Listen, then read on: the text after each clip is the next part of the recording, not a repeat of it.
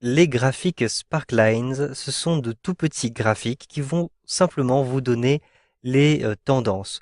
Vous pouvez aussi les appeler lignes de tendance. Par exemple, ici, je vais avoir différents éléments, les importations en ligne, les exportations en ligne et une troisième ligne avec le solde de ces importations et exportations. Je souhaite avoir les lignes de tendance ici, à l'intérieur de ces cellules qui ont bien été délimitées. Ici, en plus, pour le solde, je vais avoir des valeurs négatives, vous le voyez à cet endroit-ci. Donc, je souhaite que tout ceci soit bien visible avec mes graphiques Sparkline. Je vais donc tout d'abord me rendre à l'intérieur du menu Insertion. Et dans le menu Insertion, je vais retrouver sur la droite Graphics Sparkline.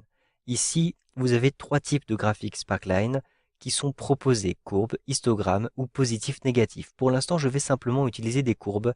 Je clique sur courbe. De toutes les façons, vous pourrez revenir sur ces informations par la suite. Ensuite, choisissez d'abord la plage de données. Je clique sur la petite flèche rouge et je sélectionne la plage de données que je souhaite traduire en ligne de tendance. Donc je vais sélectionner par exemple de C3 jusqu'à G3. Ensuite, j'appuie sur la touche Entrée. Où ce graphique devra-t-il apparaître? En I3. Je vais donc sélectionner la petite flèche rouge et ensuite cliquer dans la cellule I3. J'appuie sur la touche Entrée. J'ai donc créé mon premier graphique Sparkline. Maintenant, je vais cliquer sur OK pour valider ceci et vous voyez la ligne de tendance apparaître à l'intérieur de cette cellule-ci.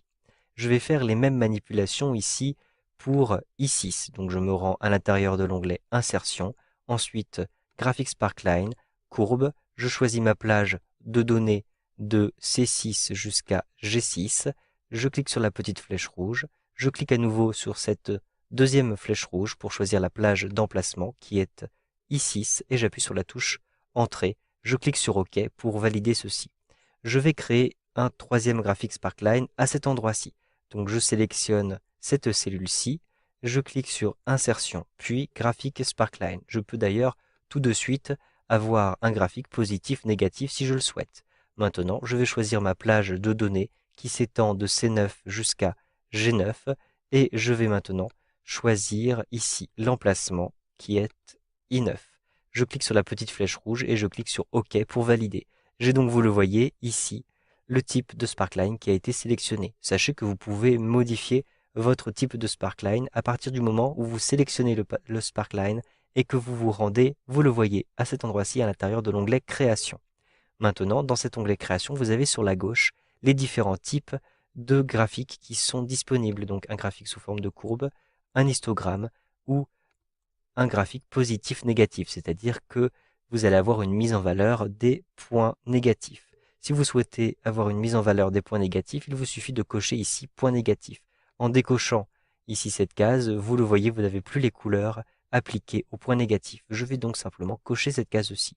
Sachez que vous avez en plus des styles qui vous sont proposés. Je clique sur la petite flèche vers le bas pour ensuite sélectionner un style. Par exemple, je vais sélectionner celui-ci. Un simple clic et vous avez une couleur différente qui a été appliquée à l'intérieur du graphique Sparkline. Vous avez aussi la possibilité de gérer les axes. Je clique simplement ici sur Axe et je choisis d'afficher l'axe. Un simple clic et vous le voyez, l'axe est apparu à l'intérieur de mon graphique, ce qui est très pratique pour délimiter les valeurs positives des valeurs négatives.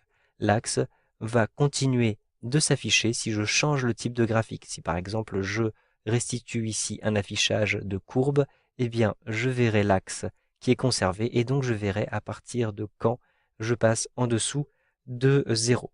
Si vous souhaitez maintenant effacer un graphique Sparkline, cela ne sert à rien de le sélectionner et d'appuyer sur la touche Supre, cela ne fonctionne pas. Il faut passer par l'onglet Création. Donc je me rends dans l'onglet Création et vous avez sur la droite la possibilité d'effacer votre graphique Sparkline. Je clique ici sur Effacer. Vous pouvez aussi utiliser cette fonction Effacer à partir de l'accueil.